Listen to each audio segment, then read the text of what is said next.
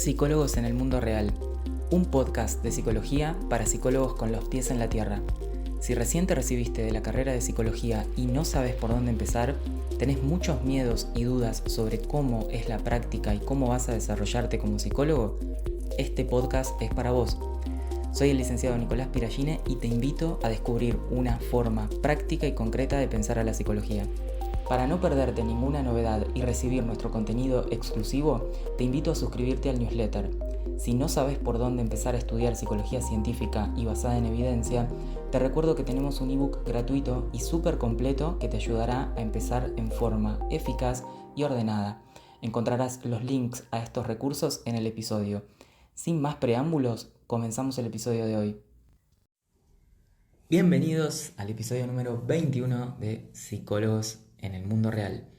Hoy vamos a estar hablando sobre qué causa en definitiva nuestra conducta, lo que somos, lo que hacemos, y vamos a estar hablando mucho sobre el interior y el exterior. Esta metáfora del interior y el exterior, esta forma de referirnos a las cosas en psicología, en el sentido de que pensamos que lo que nos pasa en el interior es causa de lo que pasa en el exterior, es algo muy hiper extendido en nuestro campo.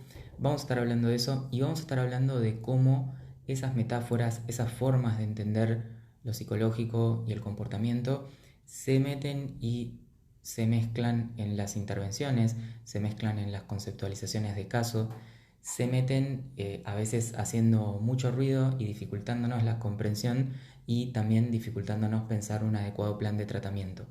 Porque, como siempre digo, si no tenemos una buena comprensión de lo que estamos observando, del fenómeno clínico, va a haber necesariamente también una mala intervención o un mal plan de tratamiento asociado a esa mala comprensión. Porque es natural que si yo entiendo mal algo, cuando lo trate de intervenir, cuando trate de hacer algo, voy a cometer algún error porque ya tenía comprendido mal el problema en primera instancia. Así que vamos a tratar de desentrañar qué es esto del interior, del exterior, del afuera, del adentro y qué causa qué en psicología. Toda esta reflexión y las ganas de compartir estas ideas que me parecían muy importantes a los efectos de intervenir en un tratamiento, a los efectos de la práctica, no solo en la clínica, sino en cualquier área de la psicología, me surgió a partir de ver una serie en Netflix, una de las últimas, que se llama Vivir 100 años, que habla de longevidad. Y en esa serie se analizan y se estudian ciertas comunidades donde las personas son longevas, o sea, llegan más o menos hasta los 100 años o incluso más, en buen estado de salud, moviéndose y también muchas veces con buena salud psicológica. Pero principalmente lo que estaba evaluando la serie era la longevidad, o sea, la cantidad de años que las personas se mantenían con vida. Y sorprendentemente, en ciertas comunidades, una de ellas era Okinawa, había varias, ¿no? Dedican 2 comunidades por capítulo, más o menos, se las recomiendo que la vean la serie. La cuestión es que en estas pequeñas comunidades, comúnmente alejadas de la gran ciudad, había ciertas características que tenían estas comunidades, que ahora les voy a contar brevemente cuáles son, si bien no es el objetivo del episodio hablar de longevidad, sino ver cómo el contexto influye en lo que somos, en lo que hacemos y en lo que nos pasa. Pero lo interesante de esta serie es que el conductor, la persona que lo creó y que era el host de la serie, no trató de preguntarle a las personas individualmente cuáles eran sus creencias, si eran muy resilientes o si eran personas. No trató de buscar características psicológicas internas. Y sorprendentemente se puso a mirar cómo era el contexto de la comunidad. Digo sorprendentemente porque no es lo que se suele hacer. Normalmente los psicólogos y las personas en general creen que lo que nos ocurre va del interior hacia el exterior. Eso es como lo más intuitivo que nos surge. Tenemos ciertos pensamientos, tenemos ciertas cosas en nuestro interior, tenemos un determinado cerebro también, tenemos creencias, tenemos cosas somos algo en el interior que se expresa luego en el exterior. O sea, la ecuación tradicional o más como popular o también más intuitiva es que lo que nos pasa es del interior hacia el exterior. Entonces, como les decía, nosotros somos algo o hay algo en nuestro interior que luego se expresa o se manifiesta en el exterior. Bueno, yo voy a cuestionar un poquito esa idea hoy y les voy a proponer qué pasa si pensamos al revés. Tomando en cuenta los ejemplos de la serie, era muy interesante ver cómo todas esas comunidades, si bien en distintos lugares del planeta, porque uno era en Okinawa, en Japón, otro también en Estados Unidos, otro en Colombia, en distintos lugares, pero tenían ciertas características, algunas características comunes que hacían a las cuestiones básicas que nosotros sabemos que generan salud, tanto psicológica como física. Tenían que ver con la alimentación, la vida en comunidad, o sea, los contactos sociales significativos con otras personas, y el movimiento, que no necesariamente tenía que ver con el ejercicio físico, sino con estar implicados en actividades laborales o comunitarias, el hecho de salir y cortar, no sé, tener que trabajar la tierra y hacer una actividad de campesino y de, como pasa en Okinawa, por ejemplo, hace que las personas se tengan que mover y como consecuencia de ese movimiento son personas más activas que en otras comunidades. Básicamente, para no irme de tema con la cuestión de la serie y qué pasa con la longevidad y cuáles son los factores de la longevidad, que principalmente la serie concluye que son tres, como les decía, la alimentación, el movimiento y las conexiones sociales significativas, principalmente son esas tres. Y hay varias investigaciones que respaldan eso y hay muchos problemas respecto de esas cuestiones en las sociedades más moderna. De hecho, trabajamos sentados, nos conectamos mucho por internet, muchas veces la gente tiene altos niveles de soledad, se siente sola o no tiene conexiones significativas con otros y al mismo tiempo nos alimentamos mal. O sea, es como tenemos un montón de cosas modernas que están buenísimas, como estos aparatos con los que me estoy comunicando, que puedo grabar este podcast y cosas que podemos hacer que antes no podíamos, lo cual está genial, pero también como contrapartida tenemos como que ver cómo lidiar con todas esas cosas modernas que nos llevan también a una vida más sedentaria, con menos conexión social muchas veces y con mala alimentación. Pero más allá de eso, que no es el tema de este episodio, la longevidad y las sociedades modernas, y si está buenísimo que volvamos al 1500 o ahora, no ese es el debate de este episodio, sí notar y sí darnos cuenta que la conducta de las personas de esas comunidades, lo que le pasaba a las personas en esas comunidades, estaba muy claramente determinado por el contexto en el cual estaban viviendo.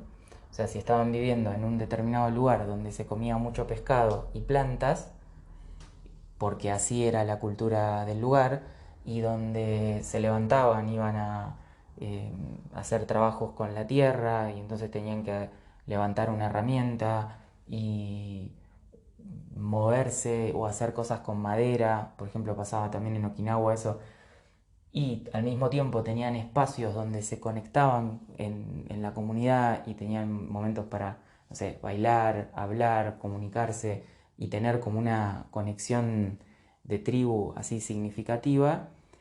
Todo eso estaba determinando la longevidad de las personas y la calidad de vida también, o muchas otras cosas que pasaban en esa comunidad.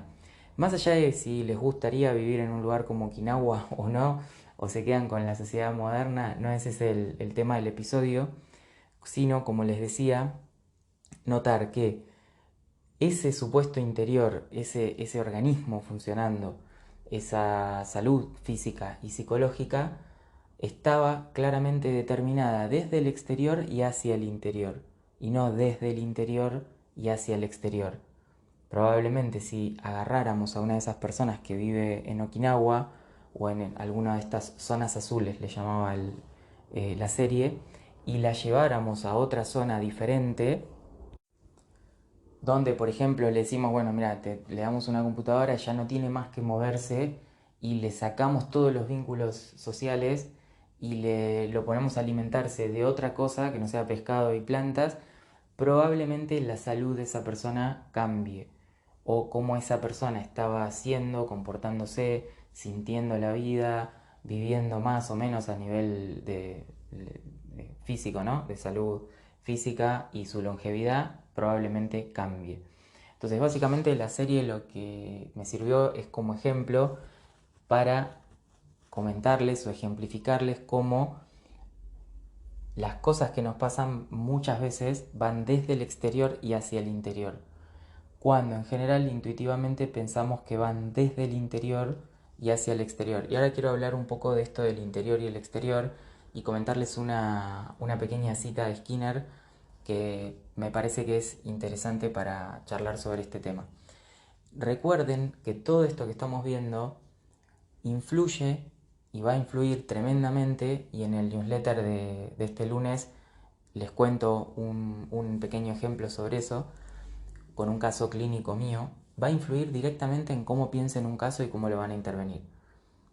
Aunque por ahora digan cómo. Bueno, en el newsletter les cuento un ejemplo de un caso clínico, pero ahora vamos a seguir viendo cómo influyen las conceptualizaciones que tenemos y en las intervenciones que planteamos. Fíjense este pequeño razonamiento. No hay tanto límite entre el exterior y el interior como solemos pensar. No es que somos una fortaleza interna así que está como separada del exterior, que está generando todo un montón de cosas por adentro y que las va a lanzar hacia afuera en un momento y no están interactuando todo el tiempo el exterior y el interior. Contrariamente, están interactuando todo el tiempo. Ahora mismo, si ustedes están escuchando esto, lo están escuchando desde el exterior, o sea, están escuchando mi voz en algún dispositivo y eso es exterior a ustedes, pero necesariamente va a tener ciertos efectos interiores. Van a pensar, tal vez alguno sienta algo o haga algo diferente por escuchar este episodio, o principalmente seguro le genere pensamientos o reflexiones sobre lo que estamos diciendo. Entonces quiere decir que lo que están pensando ahora no vino de la nada necesariamente, sino que está totalmente relacionado con lo que me están escuchando hablar ahora. Y si se ponen a analizar lo que les pasa en el interior respecto de lo que está pasando en el exterior, en distintos momentos de su vida y de su día a día, van a notar que están todo el tiempo interaccionando, interactuando. No hay tanto límite. No es que lo que pasa adentro está creando cosas de manera independiente que luego va a lanzar hacia afuera, sino que hay una interacción entre esos dos espacios. Lo único que el interior, que es el mundo por debajo de la piel, como decía Skinner, es privado y no es fácilmente accesible, porque si ustedes sienten un dolor de muelas, un dolor de panza o tienen un pensamiento, no es fácilmente accesible, ustedes van a tener que reportar y contar acerca de eso que les pasa, porque si no, nadie lo va a saber.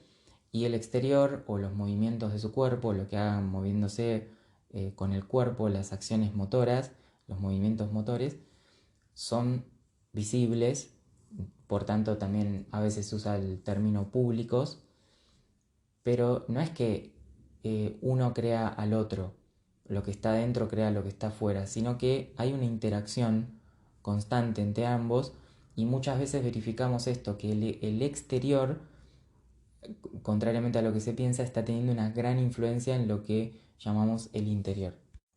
Les voy a leer una reflexión de Skinner sobre este tema. Directamente desde el libro leo un par de párrafos y lo charlamos juntos, así como si estuviéramos en clase.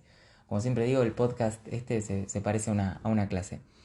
El libro es sobre el conductismo, ¿sí? El libro de Skinner sobre el conductismo. Dice, el mentalismo, o sea, la idea es suponer causas internas, ¿no? De lo interior hacia lo exterior, que es lo que más o menos piensa todo el mundo. El mentalismo desvió la atención de los hechos antecedentes externos. O sea, ¿qué está queriendo decir? Cuando fue a explicar el comportamiento, el mentalismo, el cognitivismo hace algo parecido, no le prestó atención a lo externo, se fijó en lo interior. Y, dice Skinner, pareció ofrecer una explicación alternativa. El conductismo metodológico, acá se está refiriendo a la etapa de Watson y demás, hizo exactamente lo contrario, dice, al interesarse exclusivamente por los antecedentes externos, apartó la atención de la autoobservación y el autoconocimiento, o sea, de lo interno. El conductismo radical, que es el que viene a proponer él, restablece una especie de equilibrio, no insiste en la verdad por consenso y por consiguiente tiene consideración los hechos que se dan en el mundo privado dentro de la piel. Esto para muchas personas que dicen, no, el conductismo es una cosa muy cerrada, que no tiene en cuenta lo que pasa en el interior. Sí lo tiene en cuenta. Está, de hecho, si leyeran el libro o los libros de Skinner se darían cuenta que sí. Pero ahora vamos a ver cuál es la característica que le asigna a estos hechos que se dan en el mundo privado. Dice Skinner, no denomina inobservable a estos hechos, el conductismo radical, ¿no? Y no los desecha por subjetivos. Esto es muy importante porque hay un ejército de psicoanalistas diciendo que el conductismo, y lo siguen diciendo hace 10 años, rechaza la subjetividad. Bueno, acá dice, si leyeran el libro, lo que pasa es que muchos se ponen en contra de cosas que creo que no las leyeron. Dice, no los desecha por subjetivos, simplemente cuestiona la naturaleza del objeto observado y la confiabilidad de las observaciones. O sea, lo que hay que ver es que de qué es eso que está dentro del cuerpo, en el interior, y cuán confiable es la forma de observarlo. Pero que está y que puede ser subjetivo y que lo vamos a tener que tener en cuenta, totalmente que sí. Y agrega Skinner, lo que se siente o se observa introspectivamente, o sea, hacia adentro, no es un mundo de naturaleza no física de la conciencia, la mente o la vida mental, sino el propio cuerpo del observador. O sea, lo que está diciendo Skinner es, lo interno pasan cosas que los privadas sí, lo vamos a tener en cuenta, pero lo que dice el tipo es lo que estamos observando, sintiendo para adentro, hacia adentro, no es como un mundo distinto, como que adentro hay un mundo mágico, mental, que era un poco la posición de René Descartes, ¿no? Con el famoso dualismo, sino que lo que está diciendo este autor es que observamos nuestro propio cuerpo y los fenómenos que ocurren a nivel fisiológico, a nivel todos los órganos que tienen que ver con lo interoceptivo, lo propioceptivo y demás cuestiones que pasan en el interior del cuerpo. Pero bueno, él lo que está acá asumiendo es una posición filosófica al considerar que los eventos y los hechos internos son de la misma naturaleza que los que suceden de manera externa. Y no hay dos mundos o dos naturalezas distintas. La de el exterior material o físico y la de el interior mental y no físico. Después dice, nuestro conocimiento creciente del control ejercido por el ambiente, fíjense que no me fui de tema, estamos hablando del interior, del exterior y cómo lo exterior muchas veces determina lo interior, hace posible examinar el efecto del mundo dentro de la piel y la naturaleza del autoconocimiento, la famosa introspección de Wundt. También hace posible la interpretación de una amplia gama de expresiones mentalistas. Por ejemplo, podemos mirar los rasgos de un comportamiento que han llevado a la gente a hablar de acto de voluntad o sentido de propósito, de experiencia como distinta de la realidad, de ideas innatas o adquiridas, de memoria, de sentido y de conocimiento personal del científico, y de cientos de otras cosas o acontecimientos mentalistas. Algunos se pueden traducir por comportamiento, otros se pueden descartar por innecesarios o inútiles. En el análisis está diciendo, ¿no?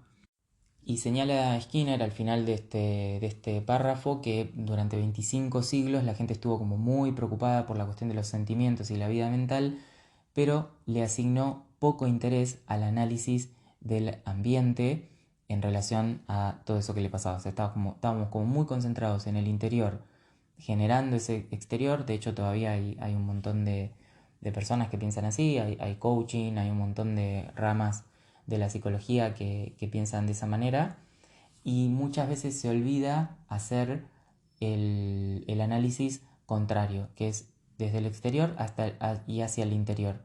Podemos hacer los dos, podemos hacer los dos caminos. Lo importante es no desechar el de el exterior y hacia el interior, como les doy el ejemplo en el newsletter con el caso clínico ese que analizo ahí brevemente. Vamos a estar viendo cómo lo exterior estaba determinando lo que sería lo interior, la falta de concentración y demás. Y acá les quería traer un ejemplo para reflexionar juntos, ¿no? Pero antes del ejemplo vamos a este último párrafo del texto sobre el conductismo, que me parece muy, muy importante. Y ya les cuento un ejemplo a ver qué les parece, a ver cómo esto se puede aplicar al analizar situaciones clínicas y no clínicas. No importa, porque como les decía, yo vengo de analizar esto en una serie de Netflix y lo podemos analizar en personas que no tengan psicopatología o también en la clínica. Es útil como cambio de paradigma. Dice Skinner, dentro de la piel de cada uno de nosotros está contenida una pequeña parte del universo, o sea, debajo de nuestra piel, ¿no? Los órganos, los músculos, todo lo que está debajo de nuestra piel y que no vemos. Pero continúa, no hay razón, no hay razón para que tenga un estatus físico especial por encontrarse dentro de estas fronteras. Y eventualmente se podría lograr una explicación completa de ese mundo a partir de la anatomía y la fisiología. Sin embargo, en la actualidad no se dispone de buenas explicaciones y por lo tanto parece que lo más importante es establecer contacto con ese mundo por otros caminos. Lo sentimos y, en cierta forma, lo observamos y parecería tonto descuidar esta forma de información solo porque únicamente una persona puede entrar en contacto con el propio mundo interno. O sea, lo que está hablando es de este concepto de observador privilegiado, en el sentido de que lo que el tipo dice es, no está bueno descuidar esa información, lo que pasa en el interior, pero solamente es accesible a una única persona, que es el del propio mundo interno. O sea, solamente ustedes van a poder reportar lo que piensan, nadie lo va a poder ver. Solamente ustedes van a poder reportar lo que sienten, si les duele la panza o si se marean, nadie va a poder sentir ese mareo, nadie va a poder sentir una falta de aire, solamente ustedes, pero es una información muy relevante. Lo que el tipo está diciendo es, no sería lógico o no tenemos ninguna razón para entender que el estatus de lo interior, el estatus ontológico sería, ¿no? O físico, tiene que ser distinto a lo que pasa por fuera. No hay ninguna razón solo por esa frontera que es la piel. Acá vemos como una filosofía de la ciencia, una filosofía de la psicología es relevante y también impacta en cómo pensamos los fenómenos y rápidamente en cómo intervenimos. No es verdad que se puede intervenir correctamente y tener seguridad y confianza y entender bien todos los fenómenos psicológicos solamente con técnicas que no, cuándo, cómo, en qué coordenadas, bajo qué criterios las voy a aplicar, si no entiendo nada de lo que estoy observando. No va a ser posible hacer eso, ni con técnicas aisladas ni con protocolos. Más tarde o más temprano, el psicólogo que se quiera enfrentar a estos temas, perdón, el psicólogo que quiera adquirir verdadera seguridad en su práctica, va a tener que enfrentarse a estos temas y a comprenderlos de una determinada manera, porque uno se va dando cuenta con los años que todo esto de cómo lo piensa, aunque parezca una cosa muy nerd, muy como esto, ¿para qué me sirve? ¿Cómo lo aplico? Se mete todo el tiempo en las conceptualizaciones de caso, en cómo pensamos los planes de tratamiento y en todo lo que hacemos en la clínica. Bueno, por último, dice Skinner, respondemos a nuestro propio cuerpo con tres sistemas nerviosos, dice, dos de los cuales se relacionan particularmente con los rasgos internos. El llamado interoceptivo, que transporta información de órganos como el hígado y aparato digestivo, de las glándulas y sus conductos y vasos sanguíneos, es de mucha importancia para la economía interna del organismo. El propioceptivo, que transporta estimulación de los músculos, articulaciones y tendones de la estructura esquelética. Y el tercer sistema es el exteroceptivo, que tiene que ver con los sentidos, que son la visión, el oído, el gusto, el olfato y el tacto, con el cual nos contactamos con los objetos que están por fuera de la piel o por fuera nuestros. Vamos con un ejemplo cotidiano o no clínico, como me gusta pensar, porque después es más fácil pensar lo clínico y además está bueno poder pensar cosas no clínicas porque se supone que somos psicólogos y que entendemos qué es lo psicológico y que podríamos decir algo acerca de lo psicológico en distintas situaciones, como me pasó al pensar la serie Vivir 100 años. Me parece que está bueno que una disciplina te permita eso. Y vamos a suponer un caso que es sí, cosas que se ven mucho hoy en redes sociales. Vamos a suponer un influencer que tenga que ver con el mundo fit o con el mundo del fitness, ¿no? Y entonces que se presente como una persona que haga, para que vean lo aplicable que son estos conceptos, ¿no? Que haga mucho deporte, mucho ejercicio, que tenga un determinado cuerpo, que tenga determinados servicios en relación al cambio físico, en lo que tiene que ver con, no sé, puede ser, supongamos lo estético o lo deportivo competitivo. Y entonces alguien ve una persona así, que trabaja mucho su físico, que entrena mucho y dice, fíjense si no lo han escuchado alguna vez, cualquiera que entrena dice, no, pero es una persona con mucha voluntad. ¿Lo escucharon alguna vez algo así? O alguien que es muy laborioso en cualquier campo. Acá estamos hablando del campo del entrenamiento porque suele ser algo que le cuesta a muchas personas arrancar, les cuesta hacerlo, les da fiaca o ir al gimnasio o entrenar. Entonces cuando ven a alguien muy entrenado, que entrena muy a diario y que tiene un físico súper desarrollado, dice, qué persona voluntariosa, qué laboriosa, tiene mucha voluntad, mucha fuerza de voluntad. Alguna vez lo escucharon seguramente esto, me imagino. Bueno, ¿eso cómo es? ¿Una explicación del exterior al interior o del interior al exterior? Si se lo ponen a pensar, es una explicación del interior al exterior totalmente infundada, además, porque la persona está observando el comportamiento externo, que la persona entrena mucho, que tiene determinado físico, asumiendo una causa interna que le llama voluntad y explicando lo que pasa afuera, que está mirando, con algo que se inventó, con unas palabras que le asignó, con un uso del lenguaje o con un término que le dio que le llamó voluntad.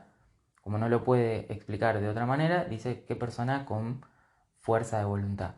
La fuerza de voluntad no se ve. Si uno le pregunta a la persona, ¿a qué te referís con fuerza de voluntad? ¿Dónde puedes hacer ese análisis? Y no, pero mirá cómo entrena. Fíjate el desempeño que tiene. Ah, entonces vos estás mirando su conducta, estás mirando su comportamiento, estás mirando lo que hace y deducís de lo que hace esta entidad de control interno. Pero la verdad que no tiene ningún fundamento. Obviamente, si esa persona fuera un psicólogo deportivo o estuviera en el campo deportivo quiere ayudar a esa persona, no sé, a lograr más cosas o a cambiar en sus entrenamientos en algo, y se dirige a la fuerza de voluntad con su intervención, ¿cómo va a ser la intervención? La intervención va a ir del interior hacia el exterior, pero como el interior está previamente supuesto por lo que está mirando en el exterior, que es la capacidad de entrenamiento que tiene la persona, obviamente se le va a complicar bastante, porque la fuerza de voluntad es una asunción, es una manera de hablar de lo que ya está viendo que hace la otra persona. Nadie vio una fuerza de voluntad, es una manera de hablar, es una forma de hablar. Pero tiene muchas consecuencias en la intervención. Lo mismo puede pasar con un chico que no estudia, que no hace las cosas, que no hace los deberes. Un psicólogo puede pensar que es lo que comúnmente piensa todo el mundo, que es un irresponsable, que no le interesa nada, o que... ¿Qué más podría pensar? Supongamos que es un irresponsable, pero si alguien le preguntaría por cómo ves vos la irresponsabilidad o cómo la trabajarías, y bueno, lo veo porque no estudia. O sea, que es un irresponsable porque no estudia y no estudia porque es un irresponsable, y eso se llama causa y explicación circular, lo cual es un sinsentido total que no nos va a llevar a poder aplicar ni intervenir, obviamente. Pero bueno, supongamos que tenemos esa explicación del interior hacia el exterior y le llamamos fuerza de voluntad en este influencer del fitness, supuesto influencer del fitness que tiene mucha fuerza de voluntad y por eso hace lo que hace y por eso logra el físico que logra y sus seguidores y demás. Vamos a hacerlo al revés ahora la explicación. Y ustedes van a pensar para sus adentros y se van a llevar como reflexión. Yo no les voy a decir cuál es mejor explicación, sino que quiero que ustedes piensen cuál es una mejor explicación. Si la que dijimos recién, la de la fuerza de voluntad, que es la que dice todo el mundo, o la que vamos a plantear ahora. Piénsenlo y fíjense cuál les parece que es más razonable pensar. Cuál sería el verdadero motivo y móvil de ese comportamiento que se mantiene. Vamos a suponer, evidentemente debe haber muchas variables que mantienen el comportamiento de este influencer del fitness, porque por algo llegó primeramente a ser influencer del fitness. Pero una vez establecido como tal, o una vez que la persona se empieza a exponer en redes sociales, ¿qué pasa cuando uno se empieza a exponer en redes sociales? A la mirada del otro. Si ustedes, por ejemplo, dirían, si tienen que rendir un examen para la semana que viene y dicen que tienen que estudiar para ese examen, se lo cuentan a amigos, a familiares, ¿qué va a pasar con la conducta de ustedes respecto de ese examen? ¿Se van a empezar a preocupar más? ¿Van a estar más atentos de estudiar o menos atentos? Seguramente más atentos. ¿Por qué? Porque hicieron público el objetivo de que tienen un examen. Entonces ahora su conducta está respondiendo al examen, a todo lo que ustedes pueden pensar del examen, a todo lo que ustedes pueden sentir, querer, pero también a que hicieron público ese objetivo. Entonces, si una persona, por ejemplo, siguiendo este caso del influencer del fitness, está constantemente exponiéndose al público, justamente además como influencer del fitness, respecto de otras personas que lo observan, ¿ustedes qué les parece que tiene más poder o es una mejor explicación para pensar cómo ese influencer del fitness mantiene su conducta de entrenar que le llamamos fuerza de voluntad desde afuera? ¿Es por la fuerza de voluntad o es por el hecho de que estar expuesto a un montón de seguidores que te van a observar y van a esperar de vos determinado entrenamiento, determinado físico, determinado tipo de hábitos diarios, eso está regulando más la conducta que la fuerza de voluntad? ¿Qué les parece? ¿Cuál sería una mejor explicación? Porque lo que nos pasa con esto es que obviamente que debe haber muchos móviles, muchos motivos, muchos reforzadores para esa conducta y hábito frecuente de entrenar de este entrenador del fitness. Pero seguro que uno es la audiencia a la cual está expuesto y de la cual tiene que comportarse de determinada manera para seguir manteniendo a la atención de sus seguidores que esperan de él determinado tipo de hábito de entrenamiento y de físico. Entonces él tiene un móvil o reforzador externo, no interno, más que no tienen otras personas porque no se dedican al fitness, porque no tienen una cuenta, porque no están expuestos, porque no se espera nada de ellos. Tiene ese móvil externo que le podemos llamar reforzador y que no tienen otras personas y que va a estar regulando la conducta de este influencer del fitness. Entonces, ¿qué les parece mejor explicación? ¿La fuerza de voluntad o la audiencia a la cual se dirige y tiene que dar cuenta este influencer del fitness, entre otras cosas, porque no debe ser lo único, porque por algo llegó también primero a interesarse por el ejercicio físico y luego a ser influencer. Pero luego gran parte de su conducta va a estar bajo las contingencias de la audiencia, no solamente de los hábitos, mucho menos de la fuerza de voluntad, que es una entidad supuesta. ¿Y qué les parece? Como si alguien quisiera que esa persona entrene menos, por ejemplo, porque le está haciendo mal. Supónganse que tiene una lesión y tiene que parar y le dicen, che, tenés que bajar un cambio, tenés que dedicarte a hacer otras cosas, tenés que cuidar esa lesión que tenés. ¿Cómo sería una mejor intervención? ¿Que le vamos a quitar fuerza de voluntad? ¿Le vamos a hablar de la fuerza de voluntad? ¿O, por ejemplo, lo podemos exponer menos a la audiencia y entonces que él tenga menos esa contingencia y sienta menos la necesidad de estar todo el tiempo entrenando, cuidándose y demás? ¿Qué les parece? Entonces fíjense, no sé si se entiende el ejemplo, si no me dejan preguntas ahí en el podcast y que hay una opción de preguntas y las respondemos en Instagram. Pero no sé si se dan cuenta que en un caso estoy explicando la conducta del interior al exterior, fuerza de voluntad, causa, entrenamiento y hábitos. En el otro caso estoy explicando una conducta desde el exterior hacia el interior, ensayando hipótesis, puede haber otras, no digo que sea la única. Audiencia percibida y lo que yo tengo que hacer para mantenerme como influencer del fitness causa que yo tenga que estar todo el tiempo entrenando, evidentemente. Y es una mucho mejor explicación porque eso no es algo supuesto, es algo que está pasando ahí en la vida de este influencer. Y cómo inmediatamente me cambia también la intervención o lo que yo pueda proponer como psicólogo. En un caso voy a estar totalmente perdido porque cuando quiero intervenir en la fuerza de voluntad no tengo idea de qué puedo hacer. Porque como pasa con la autoestima, la inseguridad y todo eso, nada se puede intervenir de manera directa. Y en el otro caso ya se me empiezan a ocurrir soluciones, como las que les conté en el caso de la chica que atendí, en el caso clínico que cuento en el newsletter de hoy. ¿Por qué se empiezan a ocurrir soluciones? Porque estoy pensando en relaciones de contingencia entre eventos, no entidades supuestas internas. Entonces, quiero que se vayan con esta idea.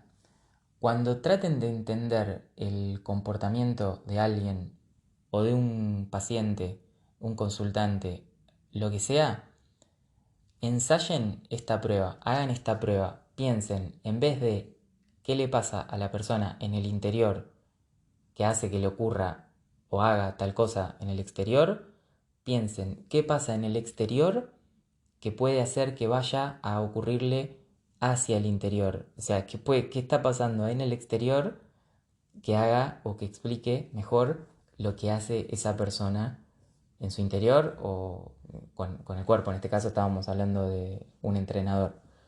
Pero se entiende la diferencia. En uno estoy pensando algo interno que causa lo externo y en el otro estoy pensando algo afuera que está influyendo con claridad, además con mucha, es muy obvio de qué manera influye. Luego, esto no quita que haya otros determinantes de ese comportamiento, como puede ser la acción reforzante en sí mismo de la actividad deportiva. Pero me sirve como ejemplo, hagan esta prueba de ir desde el exterior y hacia el interior. Van a entender mejor los problemas clínicos, van a entender mejor las conductas de las personas y si tienen que proponer una modificación, una intervención, lo van a hacer mejor y más eficiente también. De hecho, volviendo a la serie esta Vivir 100 años, una de las cosas que el tipo hace sin ser psicólogo conductual, el conductor del programa, que luego después se presentó como un proyecto a unos intendentes o políticos de un determinado lugar de California, creo que era.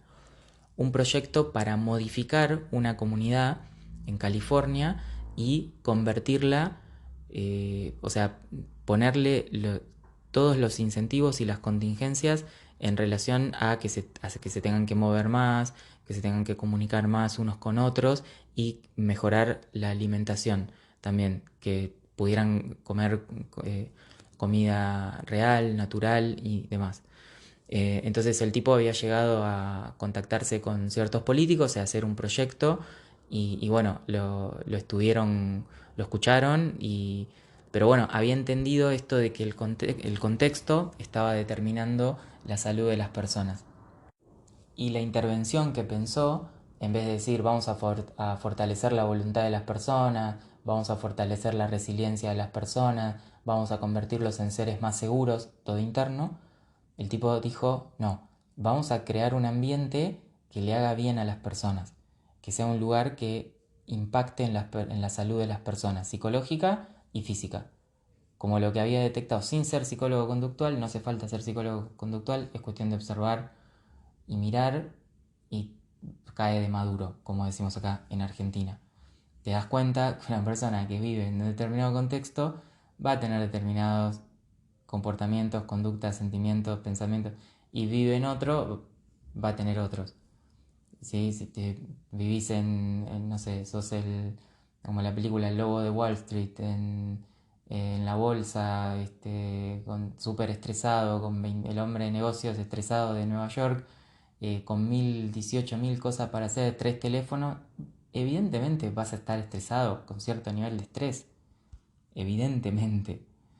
Te puede gustar, ¿no? Querés hacerlo, eso es el tema tuyo, pero vas a tener un determinado sentimiento.